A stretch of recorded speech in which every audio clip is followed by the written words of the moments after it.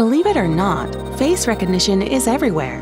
Your smartphone, your streets, your neighborhoods. The ethical use of face recognition can maintain public security and reduce crimes. But it can easily be fooled. Someone could wear a mask, or hold up someone else's photo printed on a piece of paper, or even their smartphone. Our client, a creator of SDKs for mobile phone apps, wanted to improve their existing recognition system and make it even more foolproof. They had a patent on liveness detection for face recognition based on 2 pictures of a person's face, taken from 2 distances.